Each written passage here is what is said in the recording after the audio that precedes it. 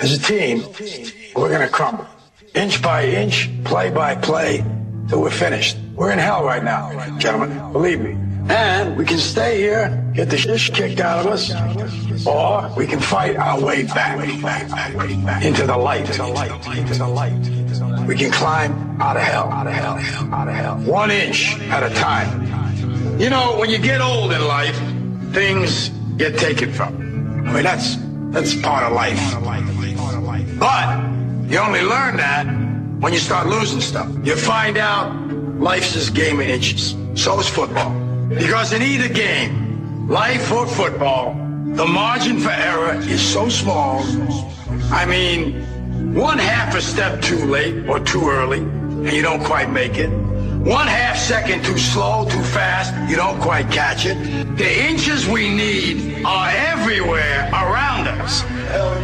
They're in every break of the game, every minute, every second. On this team, we fight for that inch. On this team, we tear ourselves and everyone else around us to pieces for that inch. We claw our fingernails for that inch. Because we know when we add up all those inches, that's going to make the fucking difference between winning and losing. Between living and dying. I'll tell you this, in any fight, it's the guy who's willing to die who's going to win that inch. And I know if I'm going to have any life anymore, it's because I'm still willing to fight and die for that inch. Because that's what living is. There's 6 inches in front of your face. Now, I can't make you do it. You got to look at the guy next to you. Look into his eyes. Now, I think you're going to see a guy who will go that inch with you. You're going to see a guy who will sacrifice himself for this team because he knows when it comes down to it, you're going to do the same for him. That's a team, gentlemen. And either we heal now as a team, or we will die as individuals. Ideas are bulletproof. Yes, they are, ladies and gentlemen. Welcome to the show. It is Friday, November 4th, 2011. 10 p.m. Eastern Standard Time. Only a few more hours, ladies and gentlemen. Remember, the 5th of November. Go out and do something, protest, give out DVDs.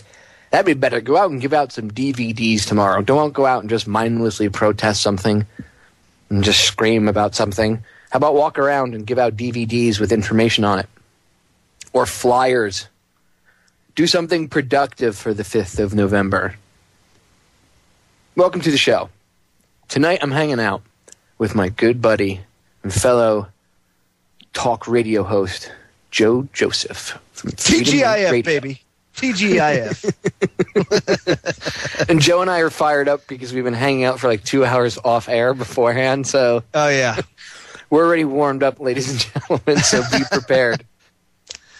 It's good to be here, Bob. Thank you for having me tonight. Joe's standard answer to being on some mainstream media show. That's I feel right. like you should be on Howard Cosell's show. I felt like a real douchebag saying it like that. Just so you know.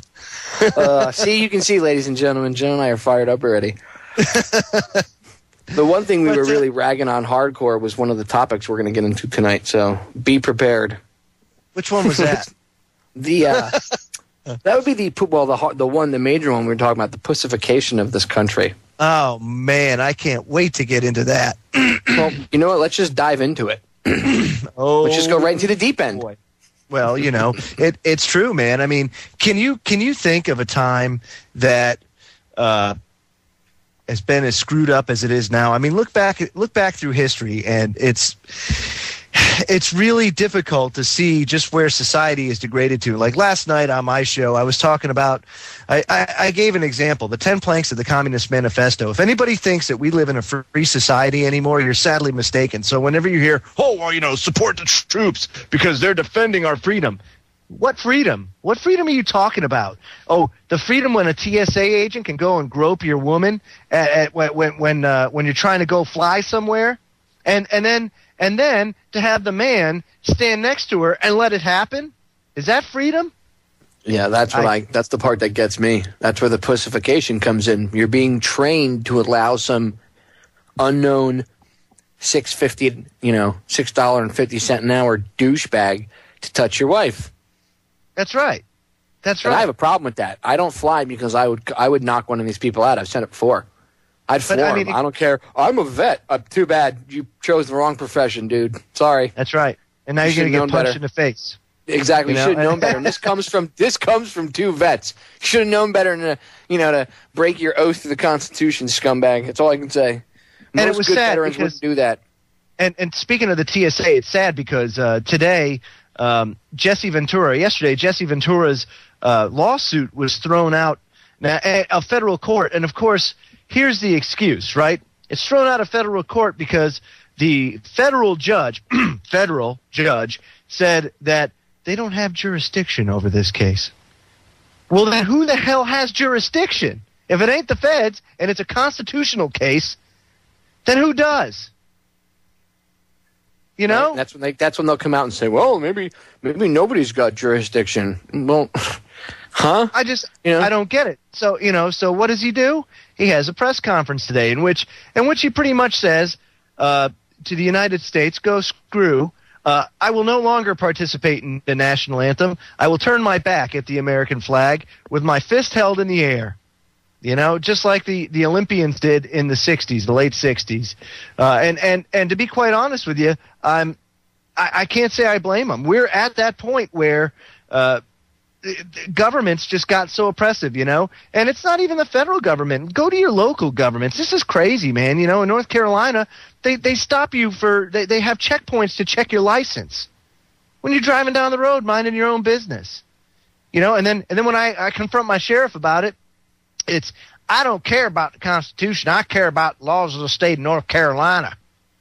And meanwhile, when I ask him, I said, do you think you're my slave master? Is that what you think? Do you think I serve you, jerk? And now I could see I feel like I'm speaking to a wall right now. Yeah, a wall, a strong wall. That's actually the other way around. It's probably Joe is speaking to the wall. Actually, the wall would probably understand the Constitution much better. Yeah, absolutely, man. But, and here's the thing. Every civil servant, whether it's your municipality, the state, feds, they all say the same thing, to support and defend the Constitution of the United States, because the United States is the supreme law of the land. It's the supreme law of the land. So if any law that's enacted needs to technically be bounced off the Constitution to see if it is constitutional. And if it's not constitutional, then we, the people, must go through the courts to have remedy. Well, if the court's throwing out stuff because they say they have no jurisdiction over constitutional cases, then where can we get redress as the American people? And I'm going to tell you, folks, you're going to get redress in the form of Occupy Wall Street, Occupy Oakland. Only people and then are going to get a lot lead to violence. Off. Yeah, and it's going exactly to eventually right. lead to and they're not making it. They're not making it any better, Joe. They're not. No, when I say they, I mean the social engineers. They're engineering. They're playing it so that you have the protesters on one side and the cops on the other, and they're going to play the protesters and the cops against each other. Which is That's bad. exactly what they're going to do with each other. Oh, it's real bad. Because I'll be honest with you, folks, there's a lot of good cops out there, a lot of good ones that stand that line for no other reason to get overtime because they get paid $35,000 a year to put their life on the line. So they need the overtime. So they're out there playing the good soldier, but do they really want to be there? No. They want to be home with their family doing what they do best, which is, being dads, being moms, or whatever.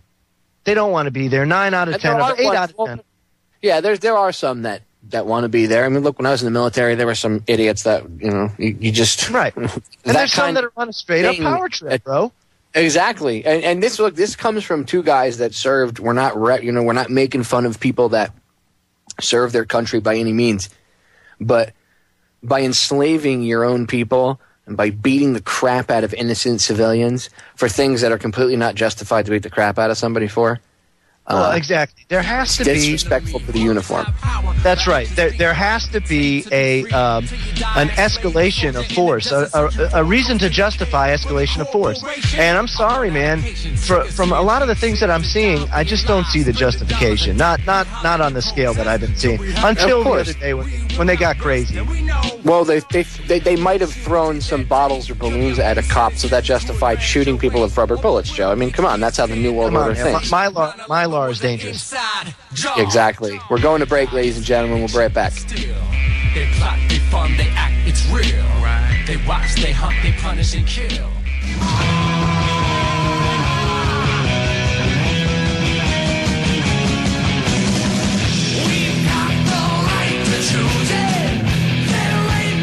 We are back, ladies and gentlemen. Joe and I are fired up today. We're just super fired up. We actually just called I called Joe to talk to him about something off air, and it got into this 2-hour conversation because we ended up discussing what we were going to talk about on air tonight, and the subject came up, and that just dominated everything, and it touches on every little thing. It really, man, the United States downfall really came when morality was pulled from society, and it's been kind of slow over time, but really that's what it is. And if you take a look at the 10 planks of the Communist Manifesto, that's what I was trying to preach on my show and show people that, hey, look, there really is no freedom. And if you look at the 10 planks, they're already firmly in place here in the United States. One of them is establish a central bank. Of course. Absolutely, man. Federal Reserve. Oh, yeah. And that happened when? 100 years ago. Mm-hmm. So, I mean, communism has been alive and well for 100 years. Not to mention the fact that, like I said, this has been an engineered process for a very long time. If anybody's not familiar with G. Edward Griffin's interview with Norman Dodd that happened in the early 80s, right before this guy passed away, he had the opportunity to interview him, and he was an independent counsel. He was like the Ken Starr of the 1950s. And he was tasked with investigating the endowments, like the Carnegie Endowment Foundation, the Rockefeller, the Guggenheim, the Ford Foundation, all this stuff. And what he came to find out was these endowments were literally putting people in place to rewrite the history books for public school students. And that's what happened. As the public school or the Department of Education came into power and came to be, where the government had its hand in public education, these people were taking control of it and writing the curriculum right out of the gate. Well, that's what Charlotte Isherby talks about, too, in her book. Yeah, it's a fascinating story. And then the fact that God's removed from everything, and the introduction of queers, man. I mean, it's crazy. I have nothing against people's.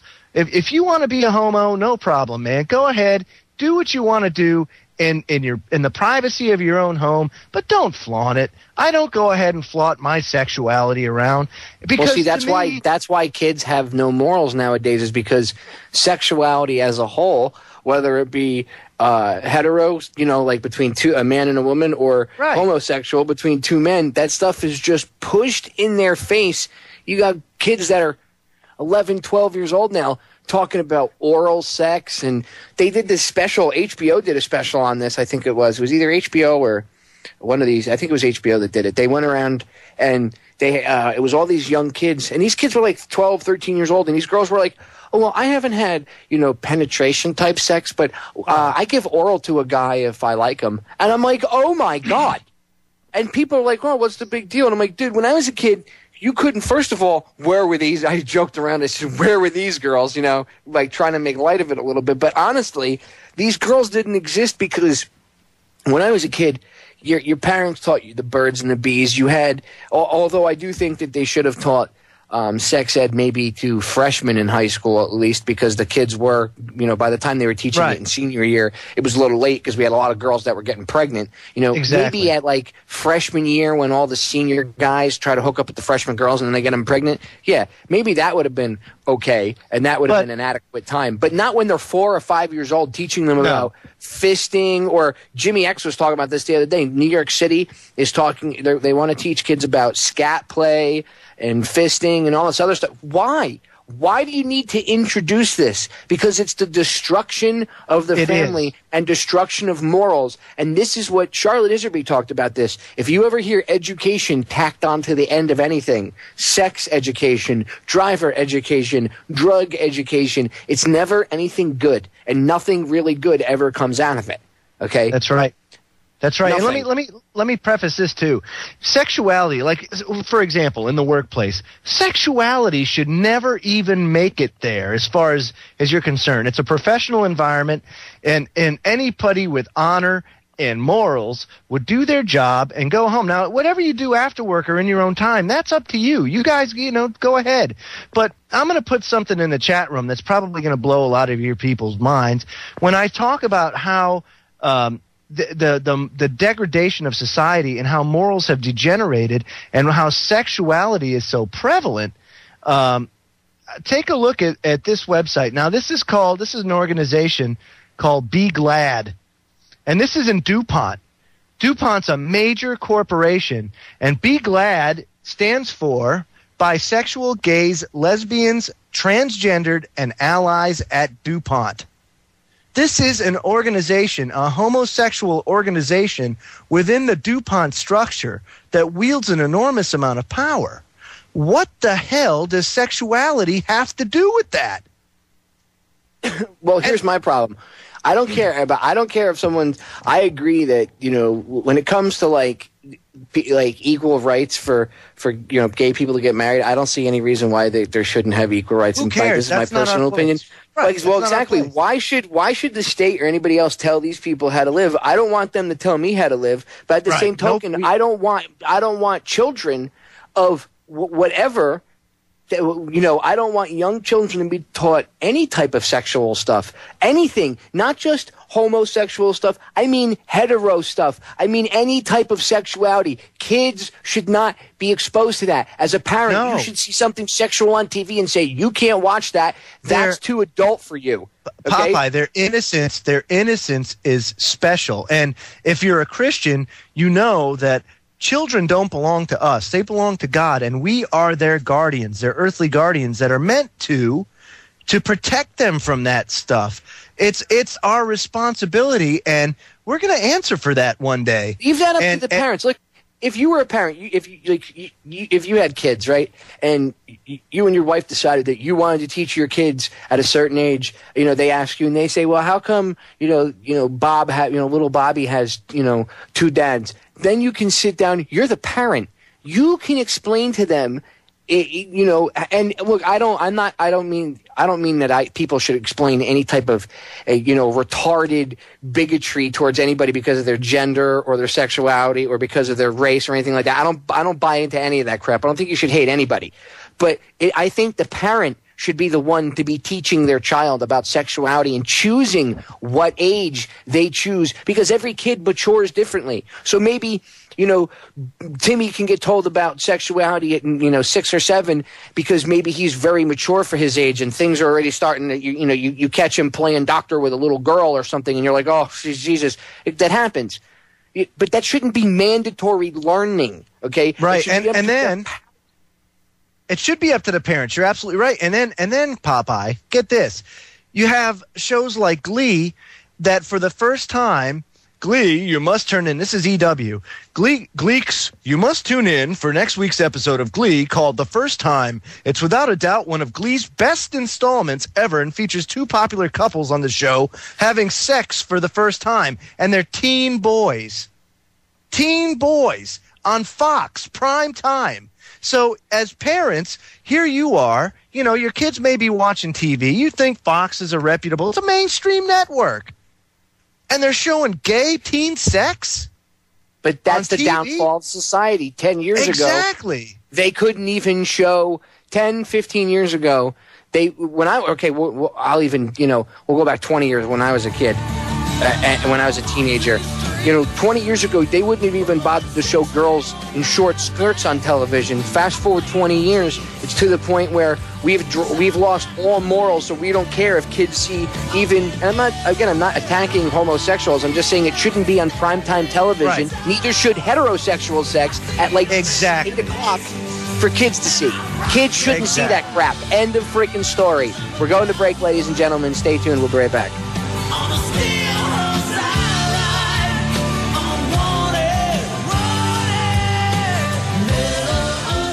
Waking me up, but instead I'm in my bed, game over. I ain't even drank nothing, but I got a hangover. First I was drunk from the lies they were feeding me. Then I sobered up and realized they were mistreating me. I stumbled out my bed and tried my best to gain some sense of it. The reasons for the cover-up, the reasons for the censorship. Now I realize that Uncle Sam was not befriending me. Welcome back, ladies and gentlemen. All right. Again, I want to reiterate this because I know there's always going to be somebody that only hears what they want to hear. Here comes the disclaimer. Yeah, Joe and I are not bashing homosexuality and by any means. In fact, we were laughing about don't ask, don't tell, because it's when we were in the military, we knew plenty of guys that were gay, and it's not like everybody knew they were gay. So, I don't understand where they get this, all of a sudden, you're going to be in a foxhole and turn around, you're going to realize the guy next to you is gay. You already knew that. You got close. You knew who the person was. When you're under fire, you don't care about that, Yeah, you're going to have some, I don't want to say racist or bigoted. We'll say, stupid, ignorant person that'd be, I don't want to get near him because the guy might turn me gay. Well, then you're just not in touch with yourself at all, and you're just being an idiot, okay? You would know that being near someone that's homosexual wouldn't rub off on you. That's just stupid, okay? Right. But see, that kind of separation is pushed as a myth to keep people from trying to understand one another. Because I know when I was in the military, yeah, exactly, dude. Look, when I served in the military, I knew plenty of guys that were gay, and I never said anything. In fact, some of them were the nicest people in the world. They just couldn't openly say I was gay. Now, whenever I think everybody should have freedom or whatever, but I don't think it's gonna. I just think don't ask, don't tell. First of all, I think even focusing on that is just a ridiculous issue. It's a way to separate soldiers amongst their own. You know what I mean? Get them fighting amongst themselves. Oh, he has to get special treatment now because he's gay, blah, blah, blah, blah, blah. Why don't you just leave him alone? You know what I mean? Obviously, if someone, bad things happen, there are, it's not like there's this systemic thing of, hate violence in the military going on. Anything, it's rape that really needs to get looked into about what happens in the military. Like, for sure, man. 1 in 3 women that serve get raped, something like that. Yep. It's really an atrocious amount. It's bad, but like I was saying, it's the degradation of society that's led to the downfall of the United States. That's where this is all going, Joe. Is that and at the very heart of it, right? At the very heart of it, dude, it's personal responsibility. It's taking responsibility for yourself and for your actions, and having honor to when you take an oath that you hold true to that oath, that you make sure that you respect people's civil liberties and respect their freedoms, and if everybody has a mutual respect for one another, a lot of this stuff doesn't happen. And we've been lulled. The American people these days do not know what freedom is all about, because a lot of people are cradled to the grave, taken care of by the state, Parents should be intimately involved in every facet of their children's education. Yet you have the Department of Education that determines what their curriculum is if they're a public school student. Now, I myself, my wife and I, we homeschool our children because we feel that we know what our kids should know better than any self-proclaimed expert in the field would know or have any experience in knowing. And to be quite honest with you, as parents, it's really our duty to shape the way that they go, So I can't. People need to take responsibility for their own actions and stop trying to put the responsibility on other people's shoulders and or the shoulders of the government. And if you do that, you'll come to find out that life's going to be a much better place. You're going to have take responsibility for your own freaking kids. If you're going to have children, be responsible and raise them. Don't plop them in front of some freaking TV where you expect them to get raised, and then when they have some twisted morals, and you go, well, my kid, I don't understand. My daughter's 15 and she's pregnant. Right. I didn't teach her that. Where did she learn that? You know where she learned it? Because you plopped her in front of the television. She's been watching MTV and the gradual sexualization of children, as well as the pussification of men. Back when I was a kid, the hero was a guy like Bruce Willis. He might be losing his hair, but it didn't matter. He ran around and, dude, wife. Where are those movies? Where are those movies? They don't have movies like that anymore. Now the leading guy is like Doogie Howser, he's like a little whatever. Or a wafy vampire that runs around and he's metrosexual and he's more worried about his looks than the girl is. You know what I mean? That's not how a guy is. Guys shouldn't be afraid to change a tire. I think it's pathetic that women try harder to change tires on the side of the road than men do. It's a statistical fact. Go look it up. I found it out when I worked back in the day when I was younger. I used to drive a tow truck. And we used to cover AAA calls in the area that my shop was in. I used to go out all the time. And I'm going to tell you what, over 50% of the time, females would be out there trying to change a tire.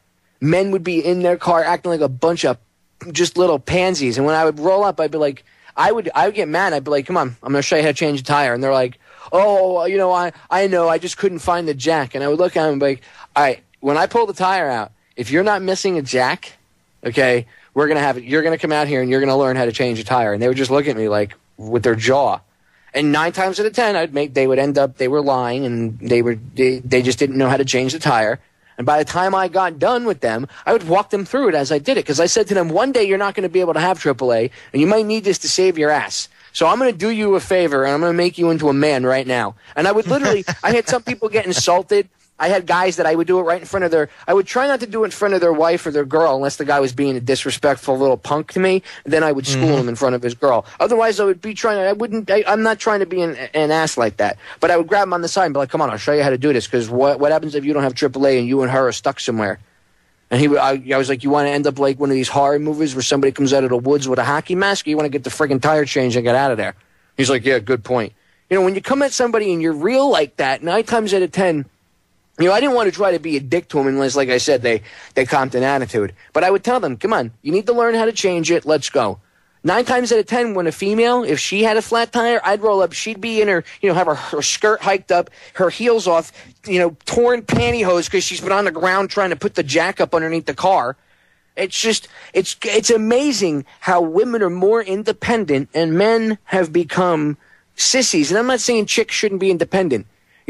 I think a woman should know how to change a tire on a car. I think she should know how to change her own oil on a car just because. I've taught my wife a lot of stuff because she, not that she was a priss, but she was more girly, and I've taught her stuff that way she can survive if anything ever happens to me. Sure. I want her to be able to, I don't want her to be useless because I've seen women who were their whole life, their husband did everything, and all of a sudden the guy drops dead of a heart attack, and now this chick can't even write a check. Exactly right. She doesn't know how to. I mean, I agree with that. But at the same token, I don't think men should be pussified. Like you and I were talking about, and I've said this before, that stupid show, Desperate Housewives.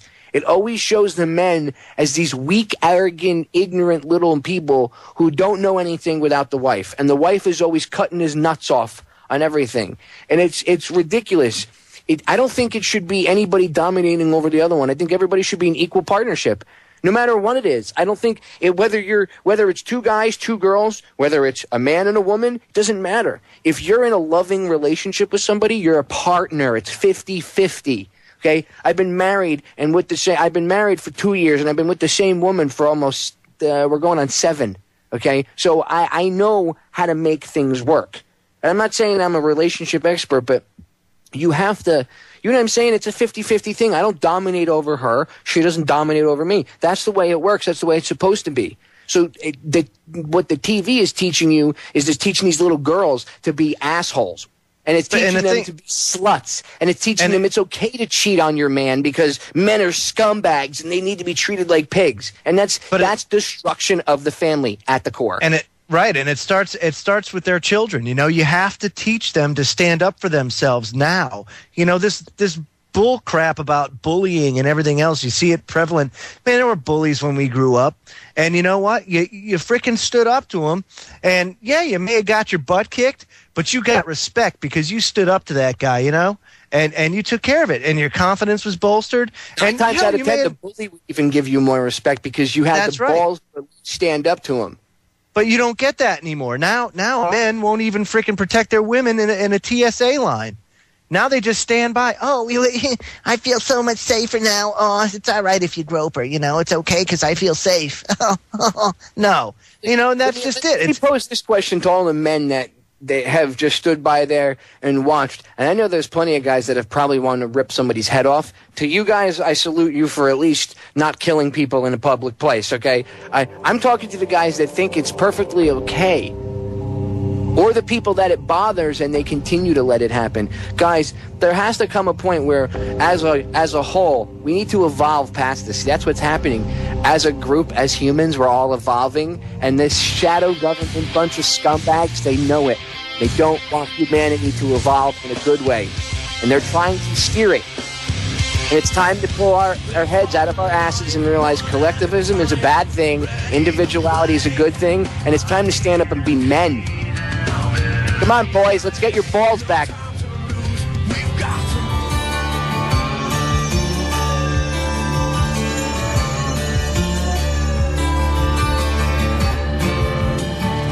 No, ladies and gentlemen, we are not being sexist.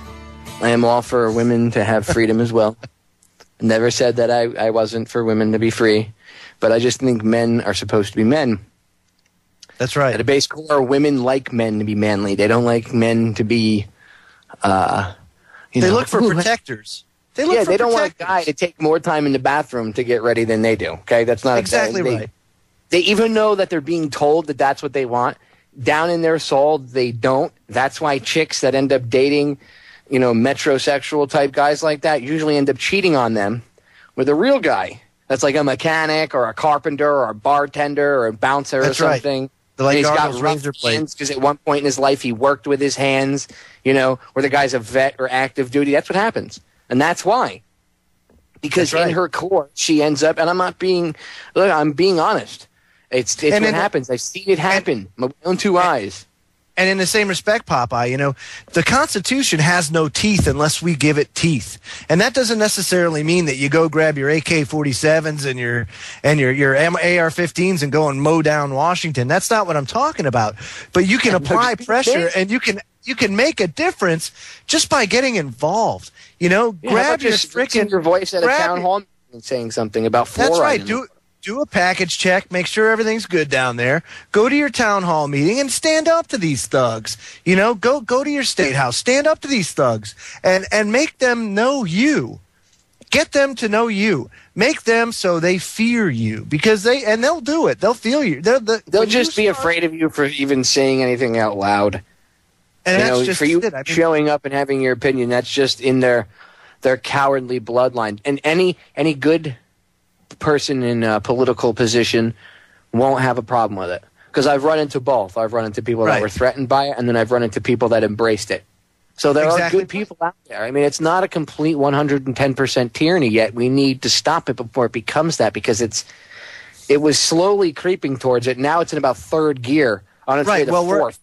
We're actually reversing course a little bit, and we're not stopped. Like this, I'm going to go nautical on you, man. See, we were like all ahead flank. The globalists and the establishment was going. They were going hot and heavy, and then the Tea Party started under a good premise, much like the Occupy movement started with good intentions. But like I always say, the road to hell's paved with good intentions. So the Tea Party gets hijacked by the Republican Party, and obviously they're not. There's still good people in there, and they're fighting for what they can. But you can see that there's a definite push to go in one general direction. And with the Occupy movement, same thing.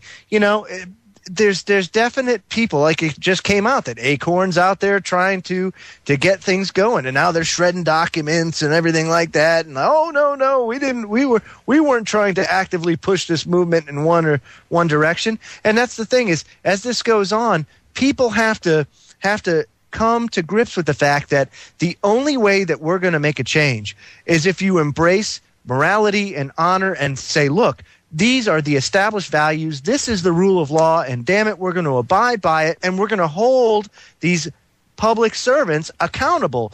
Like the Eric Holder. Eric Holder should be hung from the nearest tree for treason. I mean, yes, seriously, he killed him and Napolitano and Obama and anybody else that was in on it are directly responsible for the death of Border Patrol agents that were defending their oath to the Constitution and actually defending the border. Okay, right. Not one of these guys that was at some BS Constitution-free zone police state checkpoint, but actually down on the border doing what our military should be doing rather than defending the borders of Iraq or Kuwait. They should be defending the borders of, let's say, our country, because that's what after all the National Guard is for. And I'm sorry that guy lost his life, but the root cause, the reason why they were doing this was to undermine the Second Amendment. They couldn't get a treaty through with the South American nation. Well, see, that's my point. They killed. That's how big of a traitor he is, dude. Not only were they trying to attack the Constitution, but they killed a law enforcement officer who was actually upholding his duty. Right. Exactly who they always pretend to back. And they sick on the general public. And this guy was actually doing what he was supposed to do, and he got killed with one of the guns that they gave. And then their thing was to try to blame the Second Amendment and regular gun shops. And it blows up in their face, and everybody's walking around like, well, it wasn't me, We didn't have any clue. If you watch some of the testimony today, these people had the nerve to say, one guy had the nerve to say, well, you guys didn't even invite me. I came here of my own fruition. Well, what does that matter, man? You were complicit. You could have been subpoenaed. First of all, douche, you could have been subpoenaed and it would have looked real bad for you. So let's not get into semantics, okay? That's right. And if they really wanted to pull rank, they could force you to show up, okay? They could send their little congressional police to go work with the local police department where you are, and they will come get you if need be, if they need you to testify, okay? Yeah, they have done it to people. Ken in the chat room just says, WTF, Joe, back to selling rope again, because that's kind of one of my common themes. There's a YouTube channel called Send 'em a Rope, and Send a Rope, it's called. And I've always loved that saying, because there are so many people that think they're above the law, and they get away with murder, man. I mean, literally. Because they work for the government, or they get a little piece of tin strapped to their chest, Joe. They work for us, man. I know they don't work for the government. Of course they work for the people. But here's the thing, man. What happens when you go to work? If you get in trouble, who disciplines you? Your boss does, right? Okay, well, if we're their boss, why aren't we disciplining them? Why aren't we holding about it? Do you drive around kicking the crap out of your boss? Do you get out of your car randomly at your boss's house, run up and start punching him in the face? Exactly. He's like, what are you doing, Joe? And you're like, get on the ground, MFer. You're punching him in the face. He's like, but I sign your checks. People, don't you see how backwards the world is, man? It's so crazy. It's just everything is backwards. It's 180 degrees out. Your boss, the boss disciplines the worker. The worker doesn't discipline the boss. Why is the fry kid telling the manager what to do? Okay? Exactly. Think about it. Why is the fry guy telling you what to do? Okay, you wouldn't trust this guy with anything but the fry bin. And here you're putting, nightsticks and power of authority into their hands, which if anybody even knows anything about the Law Society, you understand that the most beautiful part about it is none of it actually applies to us, and then unless we acquiesce to it. That's the beauty of it. And that's why there's laws that make it mandatory that either you sign your ticket or you go to jail. That's why that right. And if you read the ticket, it actually says that you are under arrest, and when you sign that ticket, that you're actually under arrest when they pull you over. But what they say is, just sign your line here. It's unimportant. You just go here for this, that, and that, and show up at court and blah blah blah. And so. Folks, here you go. The next time, if you ever get a ticket, right, put Willie Nelson or Charles Nelson Riley or something like that on there. Don't sign your freaking name to that, and they can't force you to. It's baloney. And make sure they understand that's also. That's why the Supreme Court even passed that law. That's because people were fighting it. That's right. Because they started to say, you got to pass it, you got to go to jail. But, by the way, just because the Supreme Court says it's legal, that The Supreme Court is based off of the Constitution, which is the law of the land. Literally, it's called the law of the land. That's why they call it the law of the land. I suggest you go look up the law of the sea and understand admiralty law too. Okay, sure. But when you acquiesce to the modern day court system, you are giving up your rights to admiralty law. You are literally being judged by someone that, if you trace it back, works for the Queen of England. I'm not kidding. People need to understand this stuff. That's why they try to make people that anybody that talks about being sovereign. Now all of a sudden they want to kill cops if they talk about being sovereign. and look at what we have. Look what we have now, man. We've got four veterans. One, a 30-year Navy vet in his 70s. That they came. This looks like a bad B movie flick script, you know, where these four guys in their late 60s, early 70s.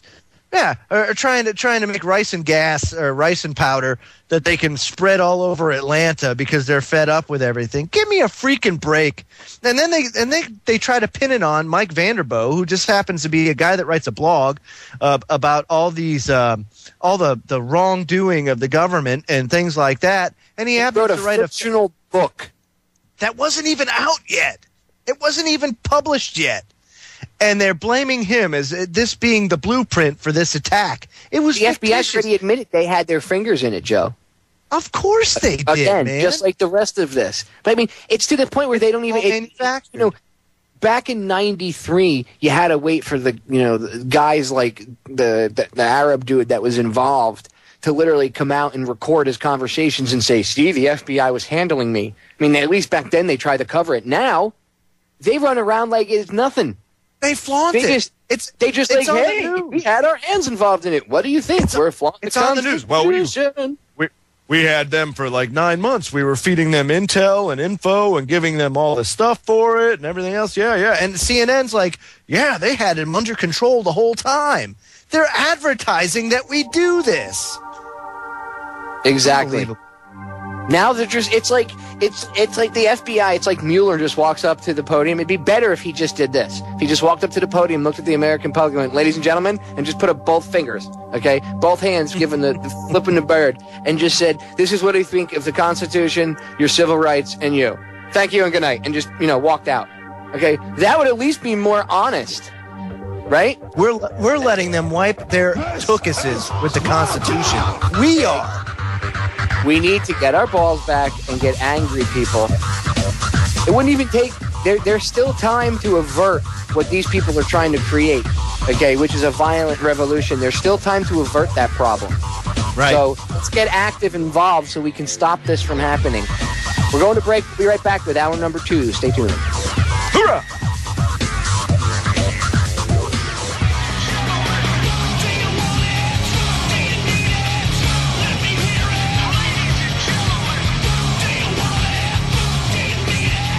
Welcome back, ladies and gentlemen. Hour number 2. Hanging out with my buddy Joe Joseph. When did Al Sharpton get in a rock band? It sounded like Al Sharpton through a megaphone when they were like kind of rapping. You like that? I love it. I met Al Sharpton, and we dealt with him when I was about 21 years old. Because the New Jersey State Police shot a black guy from the city below us. What was that? It was like Morristown's on the verge of being a city. It's pretty close to it, but it's really not. It's like a large town, kind of like small city. Right. And they shot this black guy and his girlfriend on the highway right behind my shop. And I don't know if it was justified or not. I mean, they chased the guy for like an hour. They should have just like spike stripped him. Eventually, I guess they did. And the way the cop story said that when they got out of the car, he tried driving over top of some of the state police, so they opened fire. And if anybody's ever been in the military, you know that as soon as there's a bunch of people with guns around, as soon as one person opens fire, they all open fire. So the guy was shot a large amount of time, a little overkill. I mean, they didn't need to, keep reloading and emptying, excessive magazines into the guy. It's a little too much. But Sharpton never fails to capitalize on something, and that's exactly what he did. And back in the day, that was his thing. He used to run. That was right after. It was a couple of years after the whole Tawana Brawley thing and everything else. Mm-hmm. So any little time he could jump on something to make himself look good that was real, he would do it. And we literally had to throw them and the Pesk media off the property because the place I worked for was a tow yard, and we'd be bringing wrecks and stuff in, and these stupid news casters are standing where we dump the wrecked cars off, and we're like moving. They're like, "You're going to wreck our shot." And we're like, "Lady, you're going to get crushed by 2 tons of steel if you don't get out of the way." And at the same token, you got Al Sharpton, causing a ruckus where there doesn't need to be. It was just ridiculous. But I've dealt with him to the level of I've been within a couple 100 feet of him, and I've watched him physically how he incites stuff. He's another one. He's a race baiter. I know he is, man. Him, Jesse Jackson, they all are. They all know. Let me tell you something. If Martin Luther King Jr. were alive right now, that man would slap the living piss out of all of them. Okay? Yep. He would probably walk up and actually, you know what? He was a peaceful man. Dr. Martin Luther King probably would have just turned his back on them in silent protest. Okay, but I think deep down inside he probably would have been man enough to probably slap the piss out of him because I don't know, man. Because I don't think that's violent. Personally, I think that'd be like a daddy slapping his children. If you know what I mean. He would be. I think if he did do it, he would line up and slap a bunch of them. He'd slap Jesse Jackson Jr. Yeah, from tallest to Jesse small. Jackson. Let me tell you something. Jesse Jackson's a shady bastard. He was on the porch when he got shot. Okay, he was on the porch when King got shot in the jaw. Don't think that Jesse doesn't know something. Don't say, well, Popeye, James Earl Ray. History does not show that James Earl Ray did it. The government and the government's version of history shows that James Earl Ray did it. But there was a civil trial years ago, probably I'll say within the past 10 years, okay? And you can go look it up, with the King family present. And it was found that James Earl Ray did not do it, and there was more than enough evidence to point to the fact that it was a conspiracy to kill Martin Luther King Jr., okay, and it was between the Army, the CIA, and the FBI. Absolutely, and they took man. him out. They took him out. It was a sharpshooter that blew his freaking jaw off. You don't think that was a message, shooting him in the jaw? Don't shoot your mouth off, or we'll shoot it off. I mean, that's the message right there. They blew his jaw off because his power was his mouth. That's right. So what did they take? The Illuminati does stuff like that. So they probably said, make sure you blow his jaw off. Shoot him in the lower jaw. Hit him in the lower part of his head, blow his jaw off. And a good sniper could do it. Okay? A good sharpshooter could do it. It doesn't take much to be able to do it with the right wind. I mean, you do have to be a good sharpshooter, but you get the right guy. It wouldn't take much for a good sniper to put a round right through his jaw. And who was on the porch? Jesse Jackson. Okay? You don't think Jesse knew something from an insider's point of view? I call BS. Okay? How come when this trial came out and Martin Luther King Jr.'s family, his own kids and his wife, think that James Earl Ray didn't do it? They forgave him. They visited him in jail. They went to his funeral. Okay? So go check. You won't find that in your history books. And I bet you Jesse Jackson doesn't talk about that. So you know what? Again, time to be men. Get your balls. And people need to confront Jesse Jackson about this. Grab a camera. Okay? You know what? It would be better if if it was a black guy that did it, because obviously, they could try to throw the racist card at anybody else. But it would be perfect if a black guy confronted him about that. Or how about all the black genocide that goes on? That they push. You know what Planned Parenthood is, right, people? Okay? Even population control. Exactly. And it came out that 53% of the black population was never born because of Planned Parenthood. Okay? 53%. That's genocide. How do people just say, oh, well, that's okay? No, it doesn't matter if it's Asian people, black people, white people. That's genocide. Do you see? If they could do it to one, they're going to do it to all of us. Okay? That's right. So we can't allow it to happen to any one of us. That's right. It does not Vaccines. matter. Vaccines, population control, Look at this Gardasil thing, sterilizing girls. And now they want to give it to boys. Now they want boys to have it. Right. And people willingly line up and say, oh, it's okay. Rather than do the research and educate yourself to the dangers of modern day vaccines. I mean, you guys have to do the homework and see that this isn't good. And then when that's done, don't just say, oh, yeah, that's good. I'm not going to do it. Educate people, get involved. Put pamphlets on cars at the grocery store or like at Walmart where they have the flu vaccine every time. They got a little tent inside the store of every Walmart set up to give you vaccines. Why don't you hand out, and they give out pamphlets on how good vaccines are.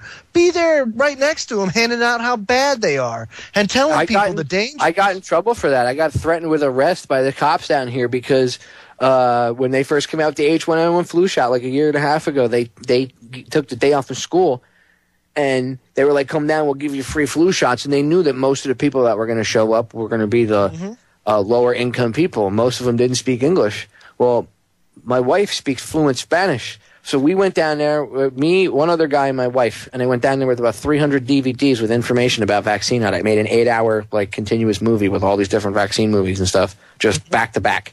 So I told him just pause it and play it because there's a lot of stuff on there. And my wife literally turned hundreds of people away because they were coming up and she would speak to them in Spanish. They called the cops on us. Cops come over. Long story short, they're up in my face, threatening to arrest me. This big, 250-pound Haitian cop's all up in my grill. Okay, he can barely speak English. When I asked him if he knew anything about the Constitution, I said, tell me what the first 10 amendments are, and he got all pissed off. And I don't need to tell you anything, and I'm like, because you probably don't know it, okay? But I kept egging him on. He's like, he said to me, I want to arrest you so bad. He's like, you're this close, and he put his fingers up.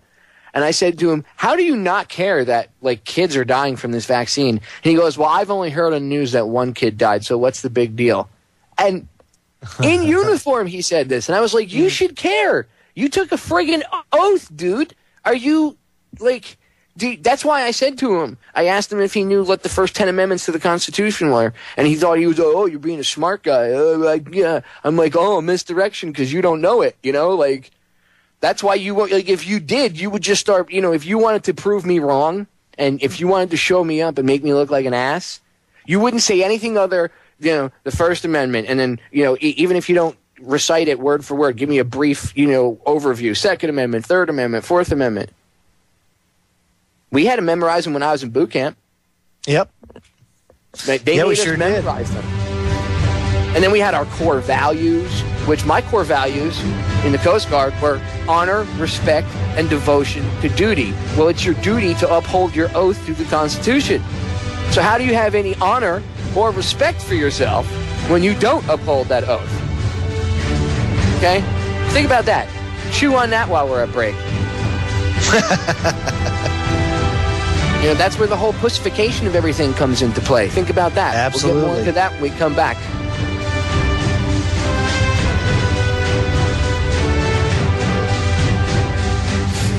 Grown man cry, or a child that's slowly dying.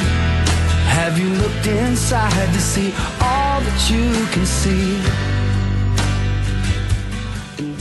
We are back, ladies and gentlemen.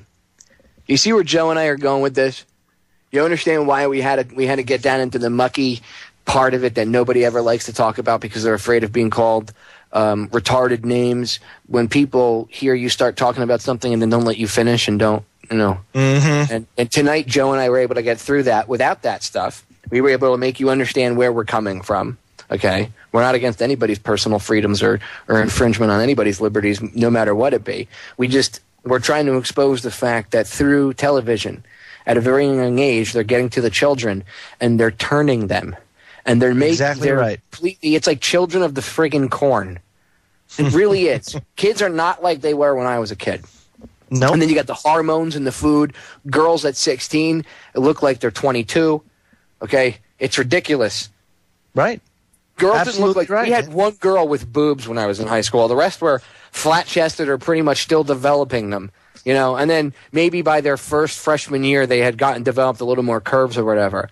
But chicks didn't develop till college. There was only one uber hot girl when I went to school, And I graduated in the 90s.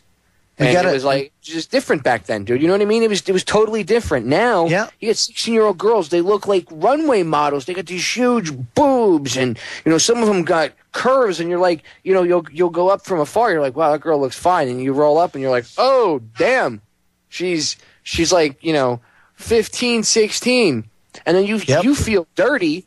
For looking, and then it's like, wait a minute, why does she look like that? Why are her parents, letting her walk around, dressed like that if she looks like that physically? Where's her father going, why is this girl walking around in a skirt that's, 3 inches, below her crotch? First of all, if I had a daughter, she wouldn't go out dressed like that. I don't care if she managed to sneak dress or whatever, outside like some girls do, whatever. But the point is, when she left the house, she would respect herself more than to go out of the house dressed like that. My daughter wouldn't want to walk out of the house dressed like a whore, okay? No. And look, I'm going to tell you what. If women want respect from guys, dressing like a slut ain't going to get you any respect. That's going to get you the wrong type of attention, too. The only thing the guy's going to be interested in is, your legs or your boobs or your ass. They're not going to be interested in what's in your head, okay? That's right. And I'm not saying it all starts nice. It all starts with personal responsibility. It starts with taking that initiative to make the changes in your life, and then go about making the changes in your children's life. That's how things happen. You don't ever see Ron Paul. Very often you don't see Ron Paul speaking at events to old people or to even people in, middle-aged people. You always see him on college campuses, and he's always giving lectures and speeches to them because he knows that this fight is a long fight, that it's not going to be won in a day, and that it's going to be a big uphill battle. And he understands that it's educating the young people. So we as parents, the younger people that are listening to this show that will be parents one day, you have to make the changes in your life now. That means getting the cojones to stand up to these people, and also educating yourself and giving yourself the knowledge to understand BS stories when they come out in the press. And Popeye, I got to bring this up because this is really chapping me a little bit. Washington Times, feds concerned about hackers opening prison doors. That right there should just throw a red light right up in your face. You should automatically understand that that's the biggest bunch of BS, and the only way these prison doors would open up is if they let the prisoners out themselves. And with all of the unrest right now and all these population centers, wouldn't that be interesting that event like that happened? That's foreshadowing stuff, but that's just like, they're going to get into the electrical grid, or they're going to shut the nuke plants down and all the electricity. Yeah, exactly, they're going to make, nuke Fukushima. We're going to have Nukishimas right here in the United States. And it's like, look, people, none of that stuff is attached to the internet. They might have an internet connection where they have like their local cable company hook them up to the pole. Okay, there's no way in hell a hacker is going to get in and turn off anything.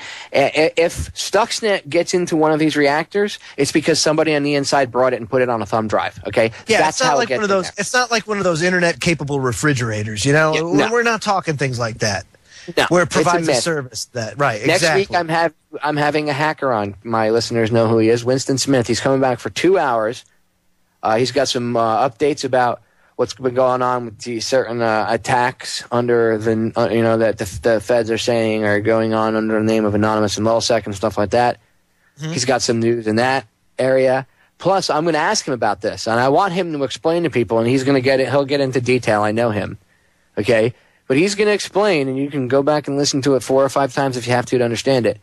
But he'll explain from a hacker's point of view how it's impossible to, like Die Hard 2 when they hijack they hack into the terminal, the FAA terminal, and they shut everything down, and then we're going to crash planes and kill everybody. Woo, blah. Okay. They wouldn't be able to get into those systems. Those are all closed systems. There's no way to get into them unless somebody on the inside, does something and drops a virus in it or puts the control in it, okay? And even in Die Hard 2, that's kind of what happened. They had to hack into it from the inside. They couldn't just over the internet. But they use that kind of threat. Well, they crash planes, and because you've seen it in a movie already, Okay, you've already got that predictive programming. See, this is all very deep. Okay? Very deep stuff. Yeah, exactly. And you know what's interesting? And one of my good buddies, John King, he tells me all the time, because he was a long time pagan in some of these circles that you hear about, and he tells me that these people have to put out what they're going to do before they do it. It's kind of like a requirement. It's some sick freaking requirement that they have. And that's why you have things like the Lone Gunman episode that airs in March of 2001 about planes crashing into the World Trade Center, remote control flying into the World Trade Center 6 months before it happens. And these cryptic articles like, the feds are concerned about hackers opening prison doors. They're telling you what they're telling you their plans before they do it. And that's basically what it is. They put it out. Oh, they would love that right now with the way society is. Let people that have been in jail for, and these are, some of them may be serious criminals. I'm sure there are. I mean, there are lots of people in jail that shouldn't be, but some of the serious criminals, they won't let out the people that were in there for smoking pot. They'll let out the guy that murdered an entire family and then cooked them and ate them. But in all honesty, dude, it's nothing to fear. This is nothing to fear, because fear nothing. If you embrace own a gun. Right. If you embrace your constitutional rights, you'll know that Second Amendment's right there. And if you exercise your Second Amendment, you've got nothing to worry about. Defend yourself. Look, at the very least, keep a loaded double-barrel shotgun. Just defend yourself. Absolutely. Buck sitting next to your bed at night. Somebody breaks into your house, tries to hurt you. You just squeeze both triggers, unload both barrels on them, and ask questions later. If you know that person is not someone you know and they should not be in your house, that means they're probably there to hurt you. Don't try to reason with them. Defend yourself. If everybody was armed, you know how much safer the place would be. An armed society is a polite society. But I mean, where everybody carries. Down here, things that happen up north, like people jumping out of their cars and getting in people's faces and kicking each other's cars and trying to reach in a car and smack someone in the mouth and stuff. That doesn't happen down here in the South as much as it does up north. You know why? Because most people, and when it does, usually it's someone that doesn't live in the area. Right. They're from up north, okay? You won't see many locals doing that. You know why? Because they know everybody down in the South is armed. Most of the states down in the South is armed. So you go up to the wrong person, you're going to get shot. But states where people know that people don't have that right, they don't have to worry about that. So that thought's not even in their head. And that's why, of course, you get more aggressive people. I grew up in Jersey. I know people who drove around with bats in their cars and stuff, and they would get out and, because up there, they know that people don't have guns, okay? An armed society is a more polite society. Go into play. Go look up the gun statistics.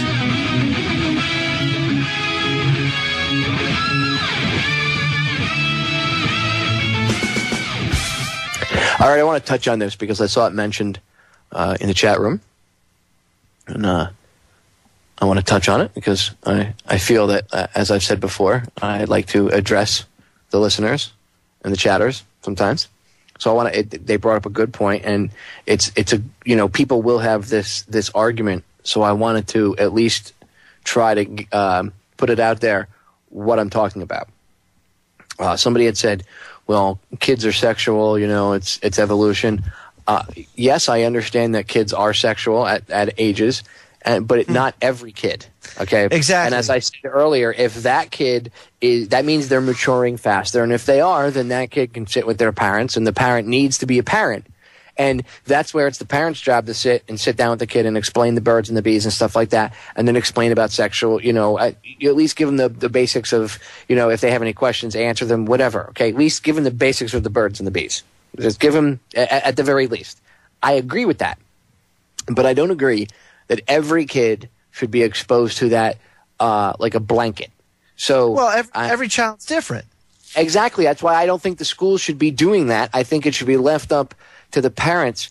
If they're going to do sex education, it should just be the basic stuff. And they should at least have the parents. Back when I was a kid, you had to have your parents' permission to take sex ed. Right. Okay. You had to at least the parent had to sign a waiver saying that you could take it. Now it's mandatory. And I'm not saying that this stuff doesn't need to be taught, but again, why are the parents letting the teachers in the schools do it? It's part of that nanny state thing. It's uncomfortable. 100 years ago, we didn't have to do this. 50 years ago, we didn't have to do this. We need to stop being, well, I'm comfortable with letting somebody else do it. No, talk to your kid. Like I was telling Joe, my mother didn't have ESP. Beepers came out when I was about 14 years old, okay? But we didn't have cell phones or anything like that. But I should say my mother did have ESP. My mother we didn't have cell phones or anything like that. We had a basic landline. And my mother, I'd be getting ready to go out of the house, and my mother would knew what time I got out of school and everything. And she would call the house, and she'd be like, hey, what are you doing? And I was like, nothing. Why? Because it would be weird. And she'd be like, look, I don't know what you're doing, but I know you're up to something. So whatever you're thinking about, don't do it, because I know. And I'm going to whoop your ass when I get home if I find something out. And I'd be like, okay, well, I wasn't up to anything, whatever. And I get off the phone, I'd look at my friends and be like, yo, I'm out. They'd be like, what's up? I'm like, Mom's like, or some shit, dude. I don't know. I don't want to get involved. Okay. I'll leave it at that.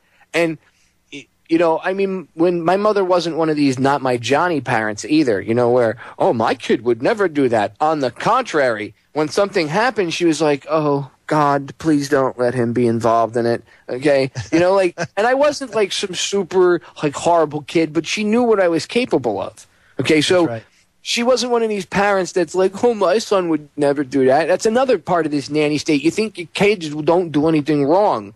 And then the parents those are usually the kids that did the most coke when I was in school and threw the most wild parties when their parents went away on vacation. That's right. We're going to leave for 2 weeks because we know we can trust our son. And they was like, woohoo, party at Timmy's house, man. And I mean, those were where, group orgies in the living room, massive amounts of coke out in the pool deck on people's, plastic, tables. That's the way it was growing up, okay, in the 80s. I mean, it was those kids, the kids that the not my Johnny parents, their kids were usually the worst ones because their mother and father just chose not to see it. It was like they walked around with blinders on, My mother didn't think I was a horrible child, but she knew what I was capable of. And if I did something wrong, she disciplined me. Okay, that's right. She didn't have to beat the crap out of me either. I don't condone beating your child. I think if you beat your wife and your kids, you're a pussy. And you should, and if you do and you want to talk about it, you can come see me and I'll put you in your goddamn place. I don't play that game either, okay? But I once in a while, a kid needs to have a boot to the ass. It's just a necessity. I'm sorry. Maybe proverbial, maybe not physical, but maybe you got to smack him on the rear end with your hand once in a while, okay? No, it's good. A good boot in the ass is it. You gotta have it sometimes. I say boot in the ass, but if people are against hitting, which I know some people are, I'm not trying to say you have to, but even a slight tap in the ass once in a while, but you have to. When kids are young, they push. Okay, we think back to when you were a kid. We did it. Okay, when we were teenagers. Teenagers are like scum of the earth. It's that time of where I'm serious. Mr. Know-It-All. Like weren't you right? Kids of course, I knew everything. My brother told my mother, I remember having this argument with her, and he said to my mother, he was like, 17, 18, and he said to her, you don't understand, you don't know what it's like. My mother's like, you're right. I didn't know anything about life until you came along. Thank you for setting me straight. And you have to understand it. When I got older, I didn't get it, really. I was a couple years younger. When I got older, I was about 24, 25, and I said to my mother, was I a little jerk off when I was a teenager? And she was like, yeah. And I gave her a hug, and I apologized. I was like, I'm sorry. I took her out to dinner. I was like, I feel bad, because I can't stand these cocky little pricks. And look, all teenagers are cocky. It's the hormones are raging, and that's why what they do to these kids. It's why they show them what they show them on television, because their minds are so malleable, and they have these chemicals going through them, and it's like ripe for the picking. And these exactly, so it's like they instigate. Yeah, and they know this, dude. That's why they're even sicker bastards, because they know what's up. And they manipulate these kids, okay? And I'm just sick and tired of it. I'm sick and tired of seeing the future generations be so lazy and so apathetic and not give a crap, okay? 45 million people are on food stamps. That's 15% of the population of the United States. They destroyed productivity in the United States. We don't make anything anymore. We don't make. We're consumers. Yeah, we're not producers. And that's the worst type of society to have. Well, you're because doomed. We can't sustain ourselves. If you cut off if you cut off our shipments of food and supplies and everything, we're screwed. We need to stop being a bunch of pussies. We need to stand up and start manufacturing stuff again. We need to stop worrying, we'll violate this trade deal and maybe offend someone in another country. Yeah, we're going to offend the Chinese, man. Yeah, I know. Chinese. Too bad if we offend them. Okay, I'm tired of buying crap from your country from Walmart. That's why I only buy stuff that's made in the United States. The VA, everything they get is made in China. Anything braces and you get is all made in China. It kills me. But anything I buy, I don't get from. If it says made in China, I put it back. I try to buy from local places as much as I can. I try not to as much as I can. I vote with my wallet. It is time to stand up and start doing something. I'm not saying to get a radio show, make a freaking blog, burn some goddamn DVDs, get out there, have a conversation. Have a barbecue where you invite 10 or 15 Just talk, man. And get to know your neighbors, you know? How many people around, that live in the population centers or live in areas where you have neighbors around? How many neighbors do you know? Get to talk to them. Get to know them. Start talking about, disaster prep, where hurricanes are prevalent. You live in an area where earthquake prone. Go talk to your neighbors and say, hey, John, look, if it goes down, right? If your house is jacked up, you come over. We'll hunker down in my place. Vice versa. This is what we'll do, right? We'll take care of each other. We need to take care of one another because the government ain't going to do it, and that'll eradicate the need for this BS nanny state. But that's the thing: is this nanny state's caused us to not even trust our neighbors. I mean, now you think the neighbors are going to tell us freaking Al Qaeda. That's right. Yeah, or he could be Al Qaeda, or whatever bullshit farce it is. But all I'm telling you is that you have to get to know people. You have to network and understand that in the end, we're all human beings, and we all can respect one another's privacy. We can respect everybody's rights and respect everybody as sovereign human beings. So that's all you got to do, man. And if we do that, the world's going to be a much better place. And take personal responsibility for your actions. The government has no place telling you how to raise your kids or what they should learn or what they should eat or what they should say. I'm on a sensitive subject right now, okay? I believe, okay, and it's going to piss some people off. I don't like, okay, I understand abortion in certain cases. I completely understand it, and I think it should be left up to the woman and the doctor to have an educated conversation and then allow the woman to decide. Nobody else. Government, no left-wing, right-wing groups, nobody. It's the woman's choice. But I don't think it should be pushed as a birth control. And the reason I say that is because back in the day, it used to be, you didn't want to get pregnant because you didn't want to have to go get an abortion because you were looked at like, ooh, she had an abortion. Nowadays, it's like, don't worry, get pregnant, we'll just go to the abortion clinic and get rid of it. Yeah, just go down to the public health department and go get it done. What? Exactly. I don't agree with using it as a form of birth control like that. But for cases where the woman was raped or something, or other cases like that, I understand, makes a mistake, whatever, but don't push it and say, don't worry if you get pregnant, you can just go and get an abortion, because that's what TV and all this other media does, okay? So that's where that, although I do agree with that it's a woman's right, okay? I don't think people should, anybody on either side. We'll get more into it when we come back. Let us never tolerate outrageous conspiracy theories concerning the attacks of September the 11th. Malicious lies that attempt to shift the blame away from the terrorists themselves, away from the guilty. F you, war criminal. You took the words right out of my mouth, man. One day you will swing for your crimes, and you will pay for the lives that you have taken, and the people that you have destroyed, and my brothers and sisters in arms that you've killed, and the millions of Iraqi people that you're responsible, and Dick Cheney and the rest of them. Got a lot of blood on their hands, man. Yeah, they're all gonna pay. You know what? You know what'd be awesome? What will be awesome? When Dick's pump turns off. Because I'm going to tell you what, the world is going to friggin' rejoice. Dude, I wish that there was some sort of EMP device that you could have and just throw somebody it in general direction. How do you look in the mirror? That prick is evil. Just push him near a microwave and turn it on for 30 seconds, okay?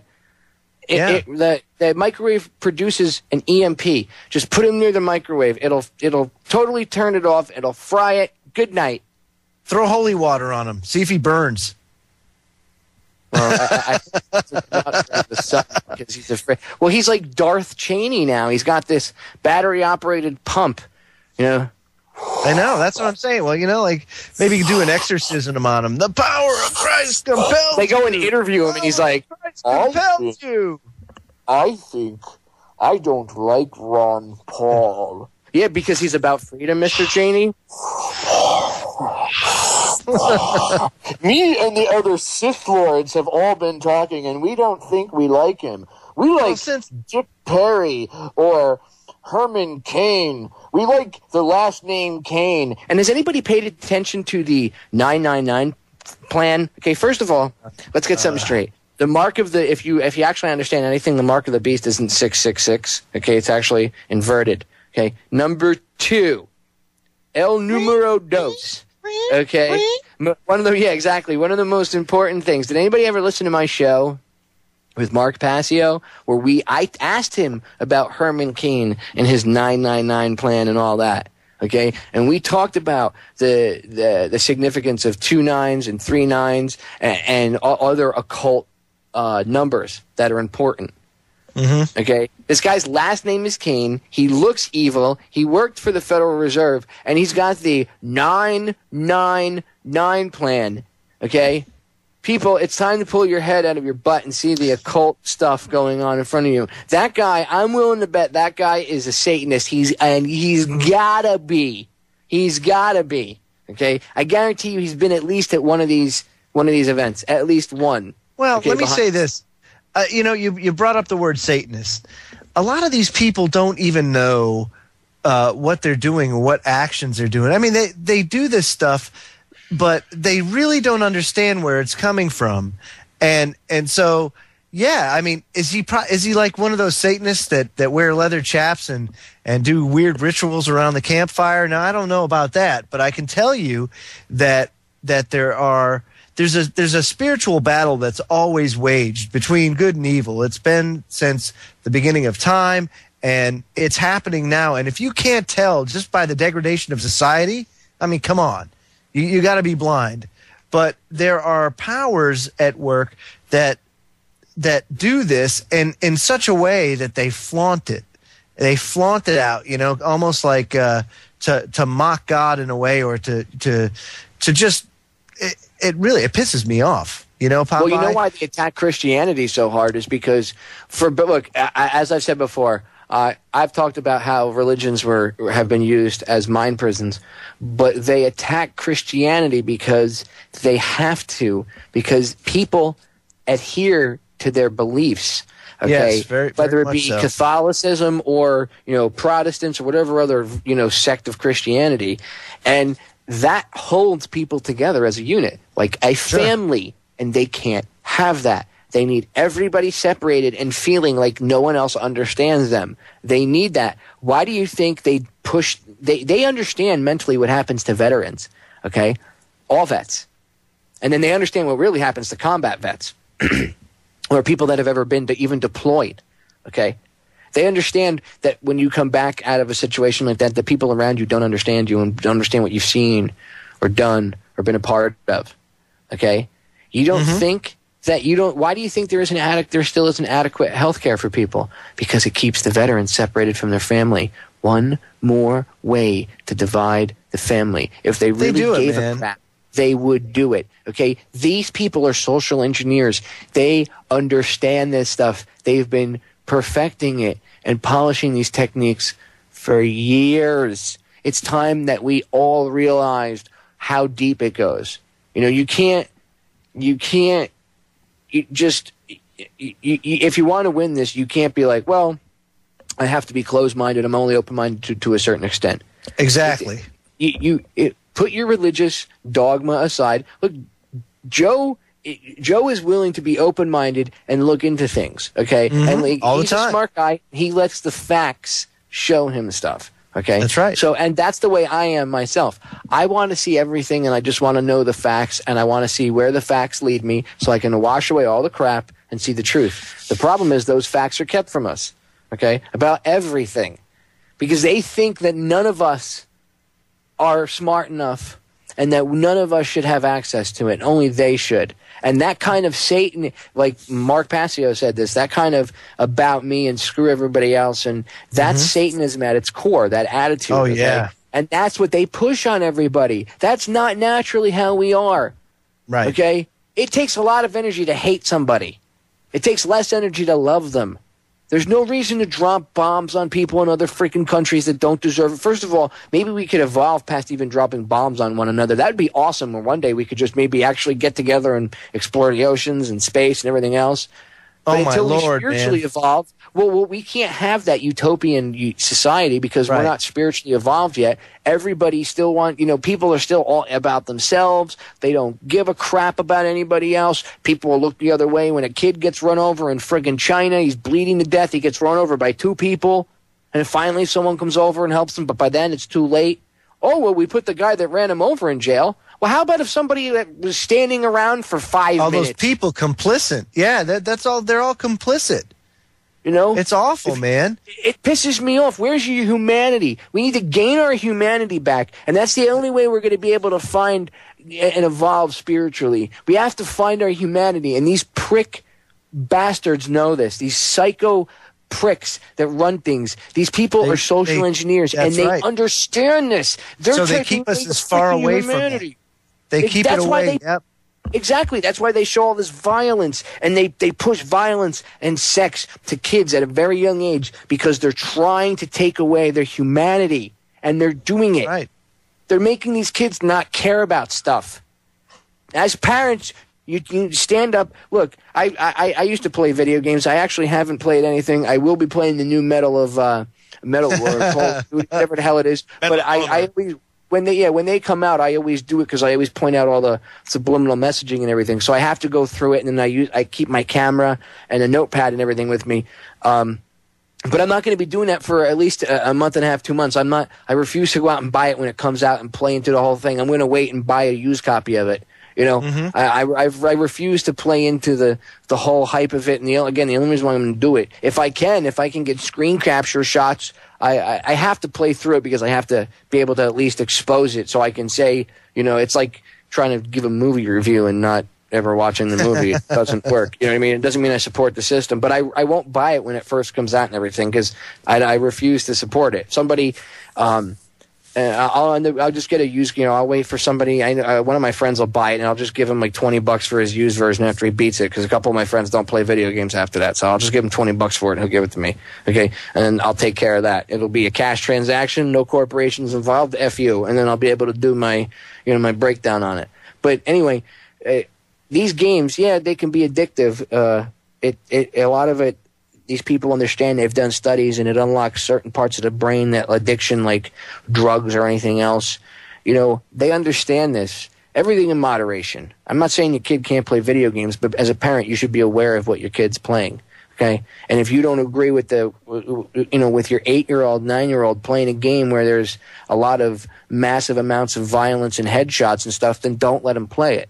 I know plenty of parents that don't let their kids play that crap.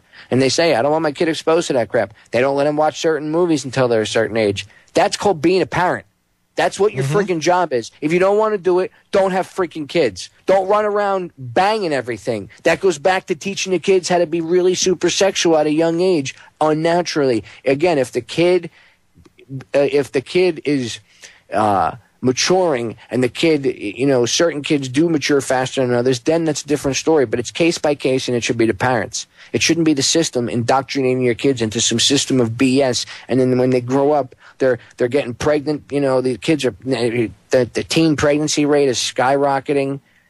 I mean, these kids have no humanity. They got no respect for adults. The only kids that you see really having a lot of respect for adults are the parents who don't take that crap and don't play that. Or they homeschool their kids. If their kids go to public school, it's the parents that don't take any of that crap that you'll see where the kids are not little a-holes. Okay? But a lot of times you see these kids, we're kids now, if you go to the mall, they're running around. I don't go to the movie theater anymore. A, because it's too expensive, but B, these kids are on their phones, texting, talking. When I was a kid, you didn't really talk because somebody in the movie theater would turn around and tell you to shut the F up. It's just ridiculous. But again, it's part of the destruction of the family, and that's what they want. People, we need to fight that. Like I said, time to get your balls back, stand up, and defend your family. Amen to that, buddy. Joe, we're out of time, buddy. It's a pleasure, my friend, a pleasure. I'll see you on Sunday on my show. Yes, ladies and gentlemen, after my show on Sunday from 5 to 7, I'll be hanging out with Joe and his show, Freedom Link Radio, from 7 to 9. So come hang out with us, please. Listen to me, and then tune into Joe's show as well. Hoorah! I promise it'll be good. Joe, thanks for hanging out, buddy. Ladies and gentlemen, thank you for listening. As always, you guys are awesome.